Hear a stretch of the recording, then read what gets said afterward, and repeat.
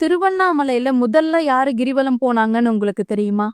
சிவபெருமானோட கண்களை விளையாட்டா பார்வதி தேவி மூட உலகமே இருளால சூழ்ந்து அனைத்து ஜீவராசிகளும் துன்பப்பட நேர்ந்தது. இதனால பார்வதிக்கு தோஷம் உண்டாகுது. தோஷம் நீங்க திருவண்ணாமலைக்கு வந்த பார்வதி தவம் இருக்காங்க. பார்வதியோட தவத்தில் மகிழ்ந்த சிவபெருமான் அவருக்கு காட்சி கொடுத்து உனக்கு என்ன வரம் வேணும்னு கேக்குறாரு. உங்களை விட்டு எப்போதும் பிரியாமல் இருக்க உங்க உடல்ல சரிபகுதி வேணும்னு கேக்குறாங்க பார்வதி. அதற்கு நீ என்னை சுற்றி வர வேண்டும்னு சொல்றாரு சிவபெருமான். பார்வதி அதை ஏற்று திருவண்ணாமலையில சிவனே மலையாக இருப்பதால மலையை சுற்றி வர தொடங்குறாங்க. நேரண்ணாமலைக்கு அருகில ரிஷப வாகனத்திலும் ஈசான்ய லிங்கத்துக்கு அருகில ஒளிவடிவத்திலும் ஆசிர்வதித்து தன் உடல்ல சரிபகுதியை கொடுத்து அர்த்தநாரீஸ்வரரா காட்சி கொடுக்கிறாரு சிவபெருமான்.